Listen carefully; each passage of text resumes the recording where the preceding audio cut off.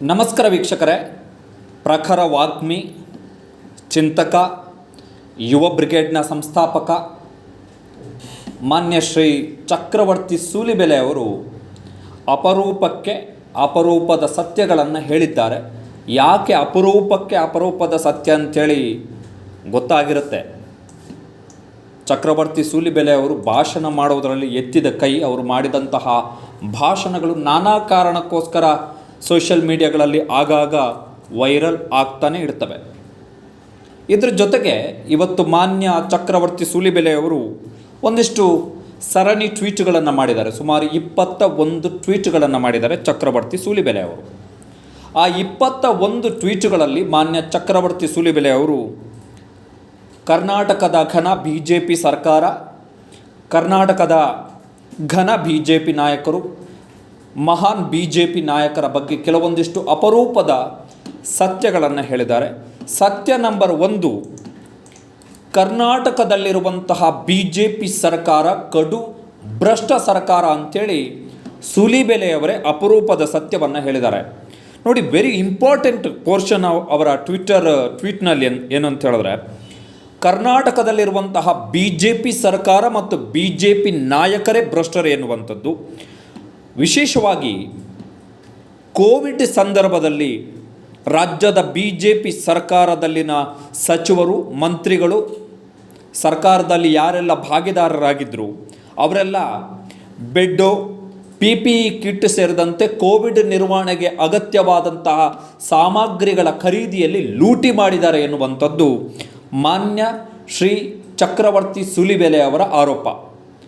ಅವರ ಟ್ವೀಟ್ನ ಇನ್ನೊಂದು ಲೈನಲ್ಲಿ ಇದೆ. ಅಲ್ಲಿ ಏನು ಅಂತ ಹೇಳಿದ್ರೆ, ಕಾರ್ಯಕರ್ತರಿಗೆ ಗೊತ್ತಿತ್ತು ನಮ್ಮ ಸರ್ಕಾರ PPE ಕಿಟ್ನಲ್ಲಿ, ಬೆಡ್ ಖರೀದಿಯಲ್ಲಿ, ಬೆಡ್ ಬಾಡಿಗೆ ಪಡೆಯೋದ್ರಲ್ಲಿ ಲೂಟಿ ಹೊಡಿತಿದ್ದಾರೆ ಅಂಥೇಳಿ, ಆದರೂ ಕೂಡ BJP ಕಾರ್ಯಕರ್ತರು ಸುಮ್ಮನಿದ್ರು ಅಂಥೇಳಿ. ಸೊ ಕೋವಿಡ್ ಟೈಮಲ್ಲಿ ಭ್ರಷ್ಟಾಚಾರ ನಡೆದಿದೆ ಎನ್ನುವಂಥದ್ದು ಸಾಬೀತು ಇವರ ಟ್ವೀಟ್ನ ಆಧಾರದ ಮೇಲೆ. ಎರಡನೇದ್ದು ಅಪರೂಪದ ಸತ್ಯ, ಆಪರೇಷನ್ ಕಮಲ ಮುಖಾಂತರ ಯಡಿಯೂರಪ್ಪ ಮತ್ತು ಬೊಮ್ಮಾಯಿ ಅವರ ಸರ್ಕಾರದಲ್ಲಿ ಸಚಿವರಾದಂಥವರು ಪಕ್ಷಾಂತರಿಗಳು ಭ್ರಷ್ಟರು, ಅಪ್ರಾಮಾಣಿಕರು, ಸೈದ್ಧಾಂತಿಕ ಬದ್ಧತೆ ಇಲ್ಲದವರು, ಮೋದಿಯವರ ಕಟು ವಿರೋಧಿಗಳು ಮತ್ತು BJP ಕಾರ್ಯಕರ್ತರ ಮೇಲೆ ದಬ್ಬಾಳಿಕೆಯನ್ನು ಮಾಡಿದಂಥವ್ರು ಅಂಥೇಳಿ ಮಾನ್ಯ ಚಕ್ರವರ್ತಿ ಸೂಲಿಬೆಲೆ ಅವರು ಹೇಳಿದ್ದಾರೆ. ಆಪರೇಷನ್ ಕಮಲ ಮುಖಾಂತರ ಸಚಿವರಾದಂತಹ ಮತ್ತು ಈಗ ಸಚಿವರಾಗಿರುವಂತಹ 14 ಮಂದಿ ಈ ಆರೋಪಕ್ಕೆ ಉತ್ತರವನ್ನು ಕೊಡಬೇಕು. ಯಾಕಂತೇಳಿದ್ರೆ, ನಿಮ್ಮನ್ನು ಭ್ರಷ್ಟ ಅಂಥೇಳಿ ಮೋದಿಯವರ ಪರಮ ಅನುಯಾಯಿ ಆಗಿರುವಂತಹ ಚಕ್ರವರ್ತಿ ಸೂಲಿಬೆಲೆ ಅವರು ಹೇಳ್ತಾ ಇದ್ದಾರೆ ಅಂತೇಳಿದ್ರೆ, ಅವರು ಅಂಥದ್ದೊಂದು ಮೆಸೇಜನ್ನು ಕೊಟ್ಟಿದ್ದಾರೆ ಅನ್ನುವುದಾದರೆ, ಮಾನ್ಯ ಆರೋಗ್ಯ ಸಚಿವ doctor K. Sudhakar, Gopalaiah, Munirathna, Anand Singh, Narayanagowda, MTB Nagaraju, Shivaram Hebbar, ಹೀಗೆ ಆಪರೇಷನ್ ಕಮಲ ಮುಖಾಂತರ ಯಾರೆಲ್ಲ, ಭೈರತಿ ಬಸವರಾಜು, ಯಾರೆಲ್ಲ ಸಚಿವರಾದರೂ ಅವರೆಲ್ಲ ಈಗ ಉತ್ತರ ಕೊಡಬೇಕು. ಆಪರೇಷನ್ ಕಮಲ ಮುಖಾಂತರ ಪಕ್ಷಕ್ಕೆ ಬಂದಂಥವರು, ಪಕ್ಷಕ್ಕೆ ಬಂದು ಮಂತ್ರಿಗಳಾದಂಥವರು ಅಪ್ರಾಮಾಣಿಕರು ಮತ್ತು ಭ್ರಷ್ಟರು ಅಂತೇಳಿ ಮಾನ್ಯ ಚಕ್ರವರ್ತಿ ಸೂಲಿಬೆಲೆ ಅವರು ಹೇಳಿದ್ದಾರೆ. ಮೂರನೆಯ ವೆರಿ ಇಂಪಾರ್ಟೆಂಟ್ ಪಾಯಿಂಟು, ಕರ್ನಾಟಕದ BJP ಸರ್ಕಾರ ಮತ್ತು BJP ನಾಯಕರು ಹಿಂದುತ್ವದ ವಿರೋಧಿಗಳು ಅಂಥೇಳಿ. ಅಂದರೆ 23 ಹಿಂದೂ ಕಾರ್ಯಕರ್ತರ ಕೊಲೆಯ ಸಮಾಧಿಯ ಮೇಲೆ 23 ಹಿಂದೂ ಕಾರ್ಯಕರ್ತರ ಕೊಲೆಯನ್ನು ಆಧರಿಸಿ ಮತ ಕೇಳಿ ಅಧಿಕಾರಕ್ಕೆ ಬಂದಂತಹ BJPಯ ಸರ್ಕಾರ ಮತ್ತು BJPಯ ನಾಯಕರು ರಾಜ್ಯದಲ್ಲಿ ಹಿಂದೂಗಳ ಹಿತರಕ್ಷಣೆ, ಹಿಂದುತ್ವದ ಹಿತರಕ್ಷಣೆಗೆ ವಿಫಲ ಆಗಿದೆ ಎನ್ನುವಂಥದ್ದು ಚಕ್ರವರ್ತಿ ಸೂಲಿಬೆಲೆಯವರ ಮತ್ತೊಂದು ಗಂಭೀರ ಆರೋಪ. ಆರೋಪ ನಂಬರ್ 4, BJPಯಲ್ಲಿ ಕುಟುಂಬ ರಾಜಕಾರಣ ಮಿತಿ ಮೀರಿದೆ ಅಂಥೇಳಿ ಚಕ್ರವರ್ತಿ ಸೂಲಿಬೆಲೆ ಅವರು ಆರೋಪ ಮಾಡಿದ್ದಾರೆ. ಮಿತಿ ಮೀರಿದ ಕುಟುಂಬ ರಾಜಕಾರಣ. ಅದರಲ್ಲಿ ಅವರು ಒಂದು ಲಿಸ್ಟನ್ನು ಕೊಟ್ಟಿದ್ದಾರೆ. ಯಡಿಯೂರಪ್ಪ ಮತ್ತು ಅವರ ಮಕ್ಕಳು, ಜಗದೀಶ್ ಶೆಟ್ಟರ್ ಮತ್ತು ಅವರ ಸಹೋದರರು, ನಿರಾಣಿ ಮತ್ತು ಅವರ ಸಹೋದರ, ಶಶಿಕಲಾ ಜೊಲ್ಲೆ ಮತ್ತು ಅವರ ಪತಿ, ತೇಜಸ್ವಿ ಸೂರ್ಯ ಮತ್ತು ಅವರ ಚಿಕ್ಕಪ್ಪ ರವಿ ಸುಬ್ರಹ್ಮಣ್ಯ, ಹೀಗೆ ಕುಟುಂಬ ರಾಜಕಾರಣ ಮಿತಿ ಮೀರಿದ BJPಯಲ್ಲಿ ಕಾರ್ಯಕರ್ತರಿಗೆ ಯಾವಾಗ ಅವಕಾಶ ಎನ್ನುವಂಥ ಪ್ರಶ್ನೆಯನ್ನು ಮಾನ್ಯ ಶ್ರೀ ಚಕ್ರವರ್ತಿ ಸುಲಿಬೆಲೆಯವರು ಎತ್ತಿರುವಂಥದ್ದು. ಪ್ರಶ್ನೆ 5, ನನ್ನ ಪ್ರಕಾರ ಈ ಪ್ರಶ್ನೆಯನ್ನು ಅಥವಾ ಈ ಟ್ವೀಟನ್ನು ಓದಿದ ಮೇಲೆ ಮಾನ್ಯ ಬಸವರಾಜ ಬೊಮ್ಮಾಯಿಯವರು ಮುಖ್ಯಮಂತ್ರಿ ಸ್ಥಾನದಲ್ಲಿ ಮುಂದುವರಿಯುವುದು ಸೂಕ್ತ ಅಲ್ಲ ಅಂತ ನನ್ನ ಅನಿಸಿಕೆ ವೈಯಕ್ತಿಕವಾಗಿ. ಮೊನ್ನೆಯೇ ಹೇಳಿದ್ವಿ ನಾವು, ನೀವಾಗಿಯೇ ಇಳಿದು ಮರ್ಯಾದೆ ಉಳಿಸ್ಕೊಳ್ಳಿ ಅಥವಾ ಆ CM ಸ್ಥಾನದ ಮರ್ಯಾದೆಯನ್ನು ಉಳಿಸಿ ಅಂತೇಳಿ. ಯಾಕಂತ ಹೇಳಿದ್ರೆ ಮಾನ್ಯ ಶ್ರೀ ಬಸವರಾಜ ಬೊಮ್ಮಾಯಿ ಮುಖ್ಯಮಂತ್ರಿಗಳು, ಇವರ ಬಗ್ಗೆ ಚಕ್ರವರ್ತಿ ಸೂಲಿಬೆಲೆ ಅವರು ಪ್ರಶ್ನೆ ಮಾಡ್ತಾರೆ. ಶಾಸಕರು ತರುವಂತಹ ಕಡತಕ್ಕೆ ಸಹಿ ಹಾಕಲಿಕ್ಕೆ ಸಮಯ ಇಲ್ಲದಂತಹ ಮುಖ್ಯಮಂತ್ರಿ ಸಿನಿಮಾ ನೋಡಿ ಕಣ್ಣೀರು ಹಾಕ್ತಾರೆ. ಸಿನಿಮಾ ನೋಡಿ ಕಣ್ಣೀರು ಆಗಿತ್ತು ಅಂತ ಹೇಳಿದ್ರೆ ಮೊನ್ನೆ ಅವರು ಚಾರ್ಲಿ ಸಿನಿಮಾ ನೋಡಿದ್ರು. ನಟರೊಬ್ಬರ ಸಾವಾಗುತ್ತೆ, ಅದಕ್ಕೆ 3 ದಿನ ಟೈಮ್ ಸ್ಪೆಂಡ್ ಮಾಡ್ತಾರೆ ಅಂತೇಳಿ ಅದಕ್ಕೆ ಸಂಬಂಧಪಟ್ಟ ಹಾಗೆ ಕ್ಷಮೆಯಾಚನೆ ಮಾಡಿದ್ದಾರೆ ಚಕ್ರವರ್ತಿ ಸೂಲಿಬೆಲೆ ಅವರು. ಪುನೀತ್ ರಾಜ್ಕುಮಾರ್ ಅವರ ಸಾವಿನ ಬಗ್ಗೆ ಉಲ್ಲೇಖಿಸಿ ಮಾಡಿರುವಂಥ ಟ್ವೀಟು ತೀವ್ರ ಆಕ್ರೋಶ ವ್ಯಕ್ತ ಆದ ಬಳಿಕ ಕ್ಷಮೆಯಾಚನೆ ಮಾಡಿದ್ದಾರೆ. ಜೊತೆಗೆ ಟೈಮ್ ಸಿಕ್ಕಿದ್ರೆ ಬಹುಶಃ ವಿಕ್ರಾಂತ್ ರೋಣ ಸಿನಿಮಾ ನೋಡಲಿಕ್ಕೂ ಹೋಗ್ತಿದ್ರೇನೋ ಅಂಥೇಳಿ ಬಸವರಾಜ ಬೊಮ್ಮಾಯಿ ಅವರ ಬಗ್ಗೆ ಚಕ್ರವರ್ತಿ ಸೂಲಿಬೆಲೆ ಅವರು ಟ್ವೀಟ್ ಮಾಡಿದ್ದಾರೆ. ಮಾನ್ಯ ಮುಖ್ಯಮಂತ್ರಿಗಳ ಬಗ್ಗೆ ಮೋದಿಯೊಬ್ಬರ ಪರಮ ಅನುಯಾಯಿಯೊಬ್ಬರು ಈ ರೀತಿಯಾದಂತಹ ಟೀಕೆ ಟಿಪ್ಪಣಿಗಳನ್ನು ಮಾಡಿದ್ದಾರೆ ಎನ್ನುವುದಾದರೆ ಬೊಮ್ಮಾಯಿ ಅವರಿಗೆ BJPಯ ಕಾರ್ಯಕರ್ತರು ಇನ್ಯಾವ ಸರ್ಟಿಫಿಕೇಟ್ ಕೊಡ್ಬೋದು ಅಂಥೇಳಿ ಮಾನ್ಯ ಬೊಮ್ಮಾಯಿ ಅವರಿಗೆ ಯೋಚನೆ ಮಾಡಬೇಕು. ಅದಾದಮೇಲೆ ಅವರು ಇನ್ನೊಂದು ಟ್ವೀಟ್ ಮಾಡಿದ್ದಾರೆ. ಏನು ಅಂತ ಹೇಳಿದ್ರೆ, ರಾಜ್ಯದ ಪ್ರಮುಖ ಹುದ್ದೆಯಲ್ಲಿರುವ ವ್ಯಕ್ತಿಯೊಬ್ಬರು ಸಂಜೆಯಾದ ಮೇಲೆ ಏನದು ಅಜ್ಞಾತ ಸ್ಥಳಕ್ಕೆ ತೆರಳಿ ಮದ್ಯಪಾನದಲ್ಲಿ ತೇಲಾಡ್ತಾರೆ ಅಂಥೇಳಿ ಒಂದು ಟ್ವೀಟನ್ನು ಕೂಡ ಮಾಡಿದ್ದಾರೆ. ಅದು ಯಾರು ಹಾಗಾದರೆ? ಆ ಪ್ರಮುಖ ಹುದ್ದೆಯಲ್ಲಿರುವಂತಹ ಸಂಜೆಯ ಮೇಲೆ ಮದಿರೆಯ ಮತ್ತಲ್ಲಿ ತೇಲಾಡುವಂಥ ಆ ನಾಯಕ ಯಾರು ಅಂತೇಳಿ ಚಕ್ರವರ್ತಿ ಸೂಲಿಬೆಲೆ ಅವರು ಹೇಳಬೇಕು ಯಾರವರು ಅಂತ. ಸೊ ಇದು ಚಕ್ರವರ್ತಿ ಸೂಲಿಬೆಲೆ ಅವರು ಇವತ್ತು ಮಾಡಿದಂಥ ಸುಮಾರು 23 ಟ್ವೀಟುಗಳ ಸಾರಾಂಶ. ಅಂತ ಹೇಳಿದ್ರೆ BJP ಸರ್ಕಾರ ಭ್ರಷ್ಟ ಸರ್ಕಾರ. BJP ಸರ್ಕಾರದಲ್ಲಿ ಆಪರೇಷನ್ ಕಮಲ ಮುಖಾಂತರ ಮಂತ್ರಿಗಳಾದಂಥವರು ಭ್ರಷ್ಟರು, ಅಪ್ರಾಮಾಣಿಕರು, ಸೈದ್ಧಾಂತಿಕ ವಿರೋಧಿಗಳು, ಮೋದಿಯವರ ವಿರೋಧಿಗಳು, BJP ಕಾರ್ಯಕರ್ತರ ಮೇಲೆ ದಬ್ಬಾಳಿಕೆ ಮಾಡುವಂಥವರು. BJPಯ ಮುಖ್ಯಮಂತ್ರಿ ಬಸವರಾಜ ಬೊಮ್ಮಾಯಿ ಅಸಮರ್ಥ. BJPಯ ಕೋವಿಡ್ ಟೈಮ್ನಲ್ಲಿ BJP ಸರ್ಕಾರದಲ್ಲಿ ಬೆಡ್ ಮತ್ತು PPE ಕಿಟ್ ಖರೀದಿಯಲ್ಲಿ ಭ್ರಷ್ಟಾಚಾರ ಆಗಿದೆ. BJPಯಲ್ಲಿ ಕುಟುಂಬ ರಾಜಕಾರಣ ಮಿತಿ ಮೀರಿದೆ. BJPಯ ನಾಯಕರು ಹಿಂದುತ್ವದ ವಿರೋಧಿಗಳು, ಹಿಂದುತ್ವದ ರಕ್ಷಣೆಗೆ ಇವರು ವಿಫಲರಾಗಿದ್ದಾರೆ ಎನ್ನುವಂಥ ಪ್ರಶ್ನೆಯನ್ನು ಎಂಬ ಆರೋಪವನ್ನು ಚಕ್ರವರ್ತಿ ಸೂಲಿಬೆಲೆ ಅವರು ಮಾಡಿರುವಂಥದ್ದು. ಬಟ್ ಅವರ ಟ್ವೀಟ್ಗಳನ್ನೆಲ್ಲ ನೋಡಿದ ಮೇಲೆ ಅನಿಸಿದ್ದು ಏನು ಅಂತ ಹೇಳಿದ್ರೆ, ಈ BJP ನಾಯಕರು ಮತ್ತು BJP ಕಾರ್ಯಕರ್ತರಲ್ಲಿ ಒಂದು ಡಿಫೆನ್ಸ್ ಫ್ಯಾಕ್ಟರ್ ಇದೆ. ಏನು ಅಂತ ಹೇಳಿದ್ರೆ, ಅವರು ರಾಜ್ಯದ ನಾಯಕರನ್ನು ಬೈತಾರೆ ಅಥವಾ ಕೇಂದ್ರದ ನಾಯಕರನ್ನು ಬೈತಾರೆ. ಆದರೆ ಮೋದಿ ಮತ್ತು ಅಮಿತ್ ಶಾ ಅಥವಾ ಯೋಗಿ ಬಗ್ಗೆ ಅವರು ಯಾವತ್ತೂ ಕೂಡ ಪಿಟಿಕ್ ಅನ್ನಲ್ಲ, ವಿಶೇಷವಾಗಿ ಮೋದಿಯವರ ಬಗ್ಗೆ. ಯಾಕಂತ ಹೇಳಿದ್ರೆ ಇದೊಂಥರ ಡಿಫೆನ್ಸ್ ಸ್ಟ್ಯಾಟಿಕ್ಸು. ಏನು ಅಂತ ಹೇಳಿದ್ರೆ, ಮೋದಿಯವರನ್ನು ಬೈದರೆ ಅಂತಹ ಸಂದರ್ಭದಲ್ಲಿ ಎಲ್ಲ BJP ಕಾರ್ಯಕರ್ತರು ತಮ್ಮ ವಿರೋಧಿಗಳಾಗ್ತಾರೆ ಎನ್ನುವಂಥ ಆತಂಕ ಈ BJPಯಲ್ಲಿದ್ದುಕೊಂಡೇ BJPಯ ಬಗ್ಗೆ ಟೀಕೆ ವಿಮರ್ಶೆಗಳನ್ನು ಮಾಡುವಂಥವ್ರು. ಆ ಕೆಟಗರಿಯಲ್ಲಿ ಸೇರುವಂತಹ ಒಬ್ಬ ವ್ಯಕ್ತಿ ಯಾರು ಅಂತ ಹೇಳಿದ್ರೆ ಅವರು ಚಕ್ರವರ್ತಿ ಸೂಲಿಬೆಲೆ. ನೋಡಿ, ಅವರು ವಿಜಯವಾಣಿಯಲ್ಲಿ ಬರೆದಂತಹ ಲೇಖನವನ್ನು ಇಂಗ್ಲೀಷಿಗೆ ತರ್ಜುಮೆ ಮಾಡಿ ಭಾಷಾಂತರ ಮಾಡಿ ಅದನ್ನು ಇಂಗ್ಲೀಷ್ನಲ್ಲಿ ಟ್ವೀಟ್ ಮಾಡಿದ್ದಾರೆ. ಇಂಗ್ಲೀಷ್ನಲ್ಲಿ ಟ್ವೀಟ್ ಮಾಡಿದ್ದು ಯಾಕಂತ ಹೇಳಿದ್ರೆ, ಮೋದಿ ಮತ್ತು ಅಮಿತ್ ಶಾ ಅವರಿಗೆ ತಲುಪಬೇಕು ನಾನು ಏನು ಹೇಳ್ತಾ ಇದ್ದೀನಿ ಅಂಥೇಳಿ. ಅದನ್ನು ಅವರು ಹೇಳಿದ್ದಾರೆ. ಇಂಗ್ಲೀಷ್ನಲ್ಲಿ ಯಾಕೆ ನಾನು ಟ್ವೀಟ್ ಮಾಡಿದೆ, ಬರೀ ರಾಜ್ಯದಲ್ಲಿ ಸುದ್ದಿ ಆಗೋದಲ್ಲ, ರಾಷ್ಟ್ರ ಮಟ್ಟದಲ್ಲಿ ಸುದ್ದಿ ಆಗಬೇಕು ಅಂತೇಳಿ.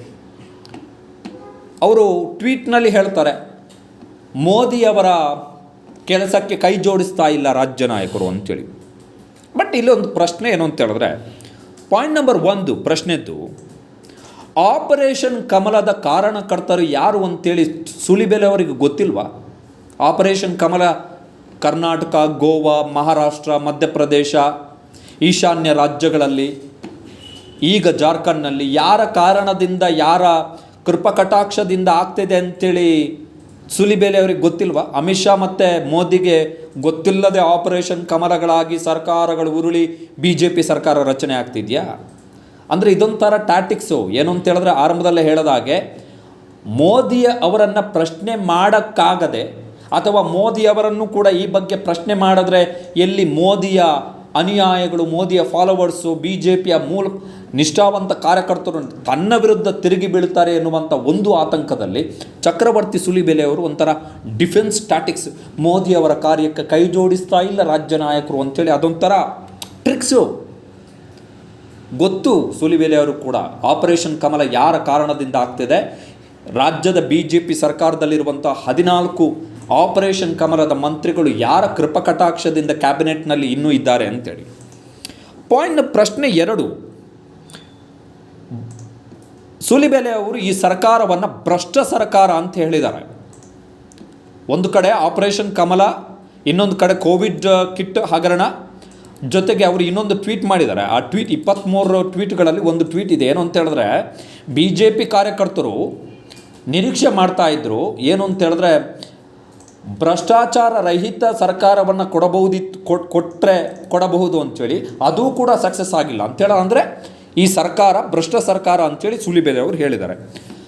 ಮಾನ್ಯ ಚಕ್ರವರ್ತಿ ಸುಲಿಬೆಲೆ ಅವರೇ, ಕರ್ನಾಟಕದ BJP ಸರ್ಕಾರ ಭ್ರಷ್ಟ ಸರ್ಕಾರ ಎನ್ನುವುದಾದರೆ ಮೋದಿಯವರನ್ನು ಪ್ರಶ್ನೆ ಮಾಡದಿರೋಕ್ಕೆ ಹೇಗೆ ಸಾಧ್ಯ? ಈಗ ಅವರು ಕಳೆದ ಸಲ 2018ರಲ್ಲಿ ಬೆಂಗಳೂರಿನಲ್ಲಿ ಬೃಹತ್ ಬಹಿರಂಗ ಸಮಾವೇಶದಲ್ಲಿ ಮೋದಿಯವರೇ ಹೇಳಿದರು, 10% ಕಮಿಷನ್ ಕಾಂಗ್ರೆಸ್ ಸರ್ಕಾರವನ್ನು ಕಿತ್ತೆಸೆದು ಭ್ರಷ್ಟಾಚಾರ ರಹಿತ, ಲಂಚ ಮುಕ್ತ, ಕಳಂಕ ಮುಕ್ತ ಸರ್ಕಾರವನ್ನು ಕೊಡಬೇಕು ಅಂತ ಹೇಳಿದ್ರೆ ನಮಗೆ ವೋಟ್ ಹಾಕಿ, BJPಗೆ ವೋಟ್ ಹಾಕಿ ಅಂತೇಳಿ.